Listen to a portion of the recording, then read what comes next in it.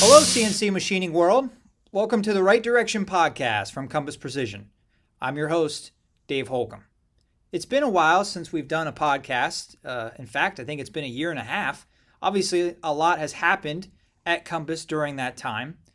Today on this short and sweet podcast, we're going to talk about Compass's latest acquisition, Bergeron Machine.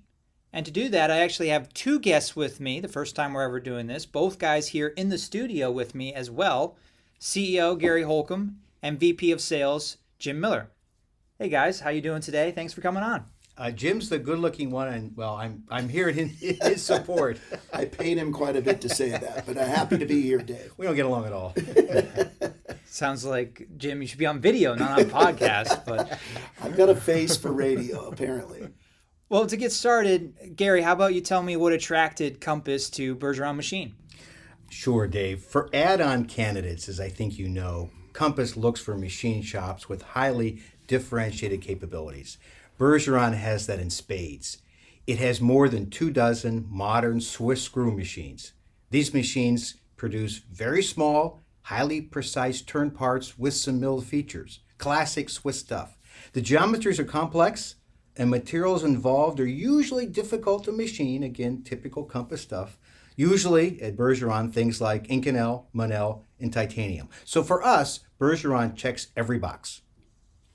And for me, what I like is that the parts Bergeron makes are literally mission critical. They usually represent a very small portion of the customer's total spend, yet absolutely must work every time. And customers tend to be very loyal towards vendors whose parts are like this. Is there anything else you like about the company? A lot. The employee base is great. A number of them have been with Bergeron for a very long time and are highly skilled. But there's also a number of what I call up-and-comers who are also very impressive. Overall, a terrific group. And for me, Bergeron's general manager, Dave Herbst Sr., is a super solid guy, has been in the industry a long time, and we're really happy to have him. And much of the day-to-day customer contact is handled very professionally by Karen Vizio and Victoria Rudiman in the office, plus, of course, our quality manager, Noelle LeBlanc. These are really dedicated people that work hard, love what they do, and they're the kinds of people we want in Compass. I think you guys had a mix of acquisitions where the owners and management team stay and some where they haven't. What's the case with this one? Well, we bought the company from Mark Kelly and Sidney Kuo, who'd owned it since 2008. They purchased the company from the founding Bergeron family, who started the firm back in 1948. Mark and Sid, had a very successful 15-year run with Bergeron, grew it very significantly. Unfortunately, they both wish to retire. They will be with us for up to 6 months on a transitionary basis. We'd like to keep them, but we wish them well. Mark and Sid have been great. Customers really seem to like them, and they've had customers for a long period of time, the same customers. And having them around to learn from is going to be extremely beneficial over the course of the several months before they leave.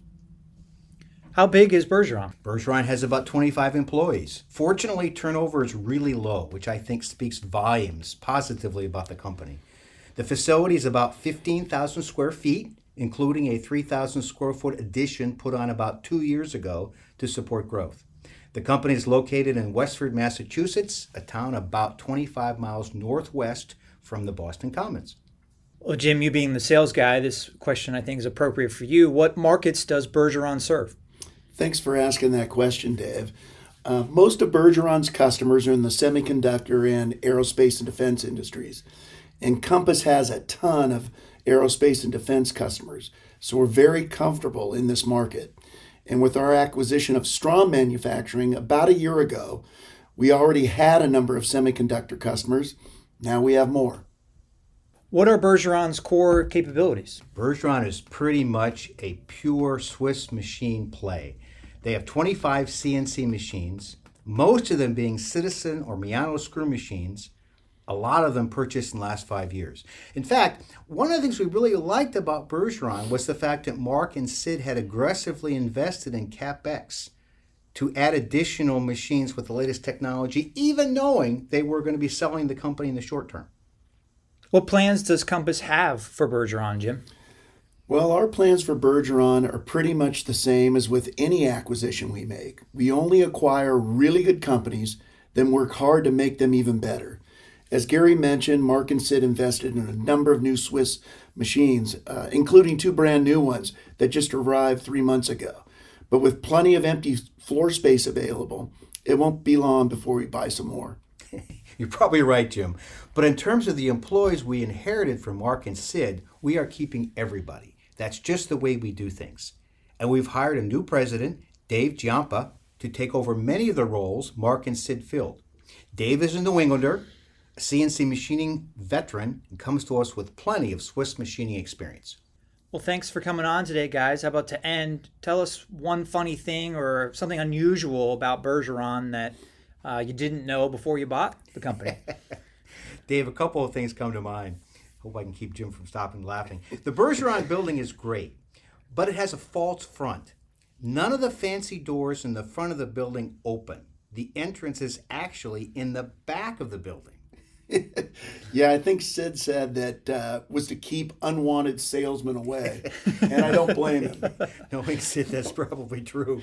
The other weird thing is the way Bergeron has numbered its machines. We have 29 machines numbered, drumroll please, 1 through 32. Numbers 14, 18, and 24 were intentionally skipped.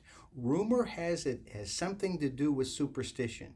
Maybe before they go away, we can get the full story from Mark and Sid. So didn't skip 13, but skipped 14, 18. Well, we're still trying to investigate that and get it. But yeah, 14, not 13, 14, 18, and 24 were skipped.